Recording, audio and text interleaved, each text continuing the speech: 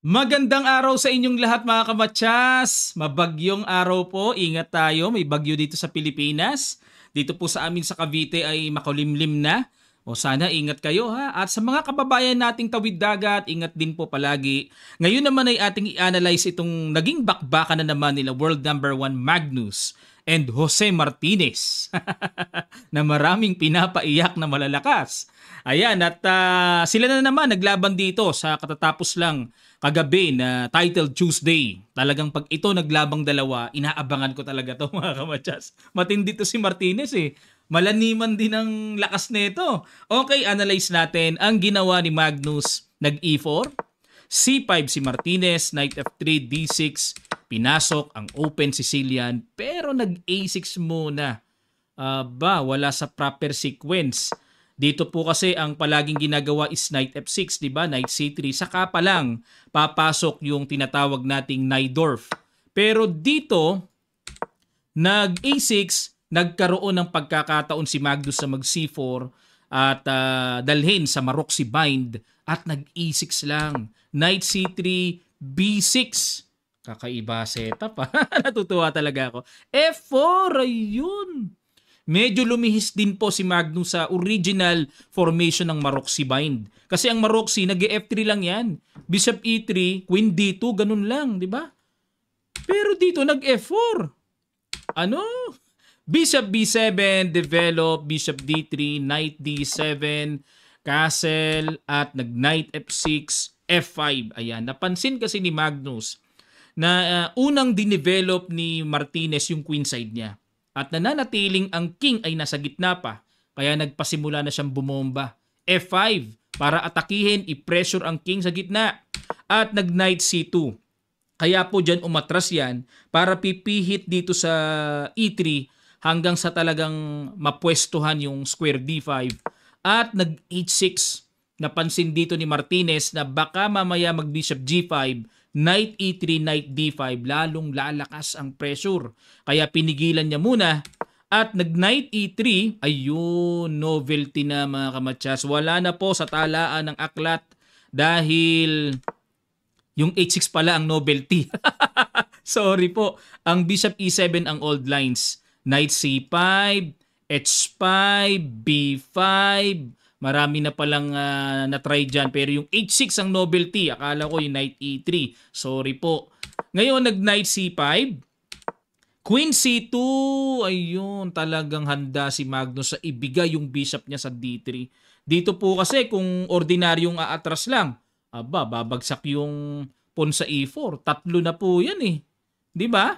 O kaya Queen C2, pinagpatong-patong niya, wag lang bumagsak yung pawn sa E4 at nag-Rook C8. Sa isip ni Martinez, total, di naman makakaalis ang bishop mo. Pag umalis, di bagsak ang pawn sa E4, mag-develop muna ako. Yun nga lang, puro queen side ang kanyang development. Pinababayaan niya yung king sa gitna. Ayaw i-develop. B4, para masipa na yung malakas na knight na yan. Knight D7, hindi rin pala tutuluyan. Hanggang ambalang, mga kamatsas. Pero sa computer, dapat capturein na para makatipid sa tempo. Yun ang logic eh. Bishop E7, tapos castling agad, king safety, at yung rook sa dulo, syempre para magamit sa laban. Yan ang isa sa function ng ng castling eh. Pero nag knight D7, umatras lang. Queen E2, ayan, umilag lang po sa pressure ng C-file kasi magbi-B5 yan eh. May timing to play B5 sacrifice. Andyan pa man din ang queen sa C-file kaya umiwas lang. At nag-B5 pa rin. Talagang tinuluyan pa rin talaga ni Martinez. O dito, kung kakapturein, laglag ang knight sa C3. Pero hindi pinansin bishop D2. Pero teka lang muna mga kamatsas. Ang good move pala dito ay bishop E7. Ayun. Yan ang tama po. Sa tuwing pinapakita natin kasi yung bad move, dapat makita rin natin ano naman yung tama na dapat gawin. So bishop dito si Magnus para may suporta na yung knight at para maobliga na. Mukhang nakompromiso na kumapture. Kaso ang problema, yung pawn sa A6, naalangan, napasubo. Mali pa rin ang pinang-capture ni Magnus, dapat bishop daw. Okay. Nasobrahan sa pag-iingat si Magnus sa pawn e4 niya. Halimbawa, kung capturein ito, knight takes e4, bishop takes e4, may bishop takes a6. Kumbaga, kahit ibigay yung center pawn na yan, naku, merong marching pass pawns connected yan, no? Imagine niyo po gaano kalakas ang gagapang na yan. O kaya worth na worth kahit ibigay yung pawn sa e4. Pero balik tayo sa knight takes c4 na ginawa ni Magnus, nag-bishop a8, umiwas lang. Para hindi matempohan ng knight a5, dyan naman nape-pressure si Martinez, may knight a5 kasi. Pero ang tamang tira, bishop e7 pa rin. Pagpalagay na, mag-knight a5, saka pa lang magbi-bishop a8. Pag kinapture yung pawn sa a6, ay, ganun. Kailangan handa ang dibdib dito ni Martinez. Kailangan niyang makita yan kung ganyan ang gagawin niya. Tapos magbi-bishop to e1 and castles. Slightly better for white na lang. Ayun. Yun pala mga kamatsas, pero medyo malalim yun. Bishop a8 ang ginawa, king h1. Ayun, para di na matimingan na pag-alis ng knight. May mga timing pa to play queen b6 check. At nag-bishop e7, ready to castle na. At nag-knight a5, threatening. Bishop takes pawn. At nag-castle. Good decision by Martinez. Ganyan na talaga dapat niyang gawin. Bishop takes a6. At talagang natumbukan ni Martinez ang nakita ng computer engine. Tama yan. Pa-quality down, basta pantay ang number of pawns. At meron mang connected marching pass pawn sa queen side, pero dapat mag-materialize din naman sa black yung connected marching pass pawn sa sentro. Kailangan magawa niya ng paraang makagapang din yan. Nag-d5, sinimula na po kagad ang proyekto. At nag-bishop b7, exchange kagad, capture, queen b6 at knight a5. Takbo muna. And rook c8, control the c file, nag-b5. Ayan, ihatid muna dyan ang pawn. Then, may knight c6. Okay, para may tempo attack sa bishop. At planong mag-a4, a5, mabilis, At nag-bishop f6 para makaiwas sa tempo, pero nilagyan pa rin po ng wrong move ng computer engine. Dapat daw po is rook a8. Pag nag-knight c6, immediately black. Kailangang i-block ang a-pawn. Okay, para di makaprogress dahil malakas po talaga yan. Walang awat yan pag nakatulak-tulak yan. Yan ang pinaka-treatment na ASAP na dapat gawin. Kaso po mga kamatsas, nag-bishop f6. Knight c6 pa rin, knight d6 and a4. Ayun. Okay, at nag-rook a8. Ano plano ng rook a8? Parang hindi nakabawas sa idea. Hindi ba pwedeng mga pagpupush-push na lang yan? Pag nag-push, magbi-bishop f2. Ayun, atakihin yung queen. At halimbawa, mag-queen b7, then rook a d1. Ayun, ang atakihin. Yung pawn sa d5. Magbabawas muna ng load ng solid center pawn ng black. Bawas muna, makukuha yung pawn sa d5. Knight b6, capture lang, then rook takes d5. Then later on na, bibigyan ng atensyon yung pagmarcha ng queenside pass pawns. Okay, balik tayo mga kamatsas. Pero nag-rook a8 si Martinez, bishop b4, kiniliti muna yung knight, knight c4 at nag-rook fd1. Ayun na. Unti-unti nang gusto ni Magnus magbawas ng talagang matinding solid center pawns na yan Knight e3, okay, para may atake na, may suporta pa. Ayun, a5. Napakalakas na tira to. Das. Oo nga, Anong gagawin dyan? Yung queen ang sumusuporta sa knight. Nako, napasubo. Ayun na lang ang ginawa. Nagpa-queenless. Pero pagka kinapture ito, teka muna, may panggulo pa. May panggulo. Ano po kaya sa palagay nyo ang magandang decision dito ng puti? Isasabay bang capturein ang queen pero laglag ang tore at may pressure sa back rank papunta sa white king, or simpleng kakapturein nyo na lang ang knight? Pakiguess nyo po ang naging decision dito ni Magnus. Sa ilang sandali lang, tutuloy kaagad natin. Start.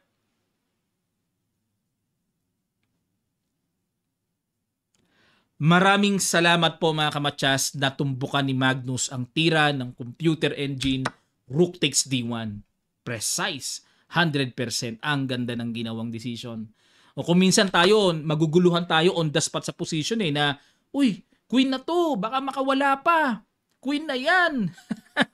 Kasi pag kinapture yan, tingnan nyo komplikasyon, rook takes a1. Talo ka agad ang puti, mga kamatsas. baliktad kagad sa evaluation bar. Ubos! Oh, bakit ubos? Pag nagpasingaw, kahit anong pasingaw ang gawin, may knight c3, discovered check, hagip ang reyna. Mahahagip din eh. O halimbawa, mag-bishop e1 para takpan ang pressure sa back rank, may knight c3 pa rin to attack the queen. And ano ba gagawin dito? Napakahirap ano. Halimbawa, queen f2, knight e4 eh. Mapa-queen dito, mapa-queen f2, knight e4 pa rin ang sagot. At halimbawa, mag-queen e2, then knight takes b6. Lumalabas po dito parang pag knight takes b6 parang natulog lang parang walang kasunod pero naka-freeze lang po yan, sugswang ang posisyon. At halimbawa mag h3 para masabing may pasingaw, todas kagad, knight g3. Hindi makakaporma ang bishop dahil nakapin.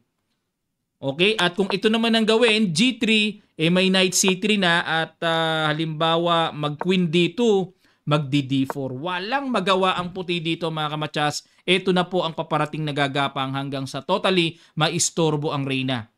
Hindi naman makaangat ng king g2 dahil pag rook a2, hagip kagad. Pag nabawi na ang reyna dito, tapos na. May mga ganyang posisyon mga kamatsas na dapat tayong matutunan na hindi sa lahat ng pagkakataon tatanggapin natin ng sacrifice. Nako, kailangang i-analyze mabuti. So balik po tayo sa ginawa ni Magnus. Rook takes d1, good move. And the queen to c7. Rook takes d5. Binalik ang pagka-quality up pero look at the position. Grabe, napaka-healthy ng connected pass pawn sa queen side. Rook e8. So wala nang magagawa dyan si Martinez. Talagang nag-decide na siya pumunta sa sentro. And the queen d1, tineret ang knight. Knight to b8. And bishop d6. Nagkatusok-tusok na. Queen d7, bishop takes knight. Sakit. Ayan, and queen takes pawn at nag a6, then ito na po a7, a8, h5, naku po, malayo po sa bituka ang patamaan. Kailangang i-h3. Kasi dito naman, pag nag-queen, pwede pa rin naman queen. Pero yun nga lang, to make it sure na wala ng mga pangkiliti, panggulo, sa mga last minute na pang gulo-gulo pa nag-h3 para walang push. At dito po nag-queen to e4, ano plano? Wala na. a8 queen, bishop g5, tuloy pa rin. Rook takes e5. Sa inis ni Magnus, exchange na. Kinapture. Nakakaloko to Queen d7, tuloy pa rin. Aba, may something ito. Ayaw rumespeto, ayaw mag-resign. At dito po, nag-resign na. Nagpa-plug down pa yata. O walang oras Ayaw mag-resign O dito po sayaw sa gusto niya mag-resign na siya. Bakit? Pag umangat ang king, may queen to f5. Matchas. Kahit blitz lang po ito ay napakamalaman ng kanilang laban. Ano po masasabi nyo sa kanilang naging laban at sa inyo pong nasaksihan? Pakilapag nyo lang po sa comment section below. Mag-usap lang po tayo dito mga kamatsas. Huwag po kayong mag-aaway. May nag-aaway kasi minsan sa comment Ayan, maulan man ngayon, babagyo, mahangin, pero mainit naman po ang ating napag-aralang laban. Kung kayo po ay may gusto pang ipa-analyze, lapag nyo lang po sa comment section below, papasadahan po natin. At sa nalalapit po na Nobyembre ay magsisimula na po ang second batch ng online training natin. Lalapag ko lang po sa comment section below, ipipin ko po ang details how to register sa ating nasabing online group training. Marami na pong nakaregister, habol na po kayo. Very affordable po ang registration, matututo ka na, tataas ang rating mo, mag-i-improve ka sigurado. Si Coach IM Kamatsas po ang magtuturo doon. At sa nalalapit din po na November 2 ay gaganapin ng 13th edition ng Kamatsas Rapid Open Tournament at marami pong masters na makakasali doon sa Kawayan, Isabela, sa Icon, sa Convention Center.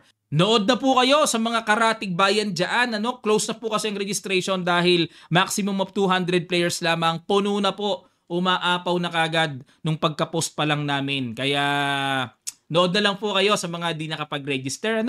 At maraming salamat sa ating sponsor na palagi ang nagmamahal sa chess community, ang ating co-founder ng Kamatsas, National Master Yusek David Almirol Jr. Thank you so much po sa inyong walang sawang pagsuporta. Nakaka-13th edition na tayo ng free registration tournament. May pagkain pa ang players.